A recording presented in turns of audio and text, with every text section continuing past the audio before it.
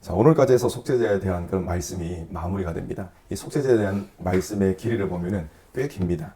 4장 말씀도 이 전체가 속죄제에 대한 그런 말씀이거든요.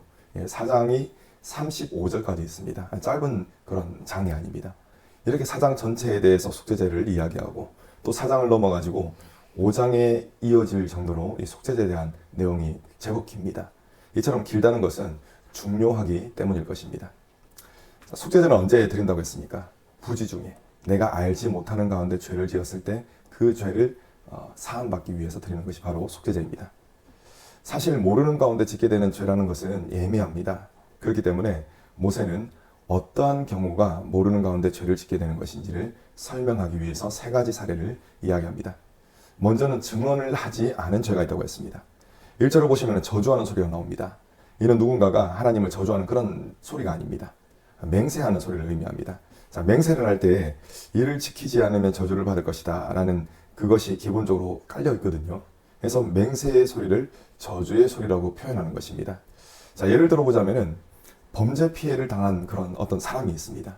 근데 그 사람이 이 범죄자를 특정해 가지고 그 사람을 이제 법정에 세운 것입니다. 그래서 지금 이제 재판을 하고 있는 겁니다.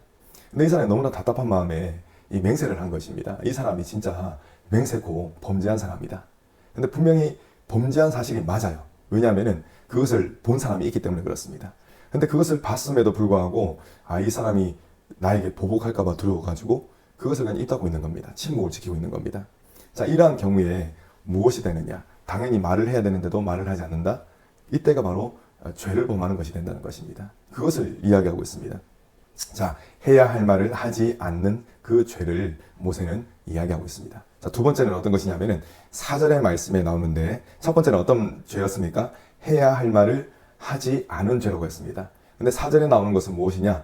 하지 말아야 할 말을 하는 죄를 이야기하고 있습니다. 자, 이것은 성급한 맹세입니다. 예수께서는 성급한 맹세로 범죄하기 쉬운 것이 바로 사람이다 라는 것을 말씀을 하셨어요. 그래서 예수님께서는 애초에 뭐라고 말씀하셨냐면 아예 맹세 자체를 하지 말라. 왜냐하면 성급한 그런 맹세로 인해서 죄를 범할 수 있기 때문에 그런 말씀을 하신 것입니다. 자, 마태복음 5장 34절로 37절까지 말씀 제가 읽어드리겠습니다. 나는 너에게 이르노니 도무지 맹세하지 말지니 하늘로도 하지 말라. 이는 하나님의 보좌임이요 땅으로도 하지 말라. 이는 하나님의 발등상임이요 예루살렘으로도 하지 말라. 이는 큰 임금의 성임이요 내 머리로도 하지 말라. 이는 내가 한터록도 희고 검게 할 수 없음이라. 오직 너희 말은 옳다 아니라 하라. 이에서 지나는 것은 악으로부터 나느니라. 아멘. 예수님의 이 말씀을 마음에 새겼던 야고보 사도는 이 예수님의 말씀 그대로 인용해가지고 또 다음의 가르침을 주고 있습니다. 야고보서 5장 12절입니다. 내 형제들아 무엇보다도 맹세하지 말지니 하늘로나 땅으로나 아무 다른 것으로도 맹세하지 말고 오직 너희가 그렇다고 생각하는 것은 그렇다 하고 아니라고 생각하는 것은 아니라 하여 정죄 받음을 면하라. 아멘. 자, 제일 마지막에 정죄 받음을 면하라 라고 권면하고 있습니다. 이것은 어떤 것이냐면은 부지 중에 내가 모르는 가운데 죄를 범할 수 있는 가능성이 무척 높은데 그것을 미연에 방지하라 라는 그런 차원의 권면입니다. 여러분 주로 언제 맹세를 하게 됩니까?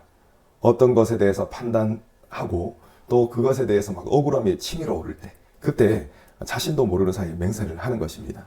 이를 통해서 부지 중에 죄를 범하게 되는 것이죠.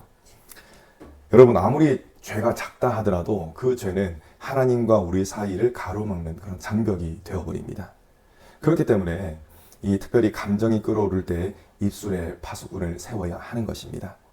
억울한 감정이 특별히 우리 마음속에서 들끓을 때 하나님의 말씀을 떠올리시고 입술을 지키시는 저 여러분 되시기를 간절히 축원합니다. 자, 세 번째로는 하나님께서 말씀하신 이 정결함이 있거든요. 정결함을 지키라 라는 그런 명령이 있습니다. 이 정결함을 부지 중에 어겼을 경우 그때 속죄제를 드려야 했습니다. 자, 2절의 말씀과 같이 의도치 않게 부정한 짐승이나 가축의 시체, 이 사체라 그러죠. 또 부정한 곤충을 만졌을 때 그때 이 속죄제를 드리라고 하셨습니다. 또 3절의 말씀과 같이 부정한 것에 닿았을 때 속죄제를 드려야 했다라고 이 성경은 기록하고 있습니다. 자, 이런 죄들은 어떻게 보일 수가 있습니까? 사소해 보입니다. 그리고 특별히 이 죄로 인해서 피해를 본 사람도 없어요. 내가 죽은 동물의 시체를 만졌다고 해서 부정한 것을 만졌다고 해서 피해를 보는 사람이 없지 않습니까? 자, 그래서 이 죄가 가볍게 여겨질 수가 있습니다. 그러나 거룩한 하나님의 백성인 이스라엘 백성들에게 있어서는 이 역시 속죄제를 반드시 들여가지고 해결을 받아야 되는 그런 문제였던 것입니다. 자, 속죄제에 해당되는 죄의 경우 자기의 잘못을 인정하고 성소에서 제물을 바치며 또 하나님께 제사를 드려야 했습니다. 이것은 죄의 대가를 지불해야 한다는 것입니다. 자, 범죄했을 때 말로만 잘못했습니다 라고 하는 것이 아니라 반드시 이 값이 나가는 제물을 하나님께 드려야 했다는 것입니다. 그렇기 때문에 이 이스라엘 백성들은 어떤 마음을 가졌겠습니까? 아, 내가 죄를 범하지 않기 위해서 조심해야 되겠다. 이런 마음가짐을 가졌다는 것입니다. 하나님께서는 모든 사람들에게 죄사함의 은혜를 베푸시기 위해서 이 제물의 문턱을 낮추어 주셨습니다. 이전에 이제 소제를 드리는 규례에 대해서 살펴볼 때도 이런 하나님의 모습을 우리가 볼 수가 있었거든요. 근데 이 속죄제를 드릴 때는 더욱더 도드라지게 하나님의 그런 모습이 나타납니다. 자, 가난한 사람은 이 산 비둘기 2마리나 또 집 비둘기 2마리를 이 제물을 대신할 수가 있었습니다. 이 당시 이 비둘기 2마리의 값을 보면은 하루 품삯의 한 16분의 1 정도가 된다고 합니다. 16분의 1. 그러니까 요즘 우리나라 기준으로 본다면은 하루 품삯을 그냥 한 10만 원으로 가정을 해보겠습니다. 그렇게 한다면은 얼마 정도가 되냐면은 6,300원 정도가 됩니다. 그러면 6,300원 정도는 그렇게 부담스러운 그런 금액은 아닙니다. 그러니까 하나님께서 이 제물을 드릴 수 있는 문턱을 굉장히 낮춰주셨다라는 사실을 알 수가 있는 것입니다. 그런데 그냥 가난한 사람이 있는가 하면은 또 찢어지게 가난한 사람이 있거든요. 이것도 엄청나게 부담이 되는 사람이 있습니다. 그래서 하나님께서는 이 문턱을 더 낮춰주십니다. 자, 어떻게 또 제물로 대신할 수 있게 만들어 주셨냐면은 고운 가루 약 한 2리터 정도, 2리터 정도를 하나님께 드림으로써 이 속죄제를 드릴 수 있는 것을 허락하셨습니다. 자, 여기에는 소재, 일반적인 소재에는 이 가루와 더불어서 유향도 바쳐야 되고 기름도 바쳐야 되고 그랬거든요. 근데 이 속죄제에서는 아무것도 바치지 않고 오직 이 고운 가루만 바칠 수 있도록 하나님께서 만들어 주셨다는 것입니다. 그렇기 때문에 정말 가난한 사람이라 하더라도 이 속죄제를 드릴 수가 있었던 것입니다. 하나님께서 명하신 속죄제의 규례를 살펴보면은 아무리 사소해 보이는 죄라 할지라도 또 제 아무리 가난한 사람이라 할지라도 반드시 이 죄의 대가를 지불해야 했음을 우리가 알 수가 있습니다. 하나님은 하나님께 속한 자들이 죄에 대해 민감하기를 원하십니다. 그렇기 때문에 믿는 자들은 이 하나님께서 명하신 거룩함, 그 거룩함을 이루기 위해서 날마다 하나님의 말씀을 붙들고 묵상하며 또 기도를 해야 하는 것입니다. 하나님께서는 그분의 자녀들을 거룩함으로 부르셨습니다.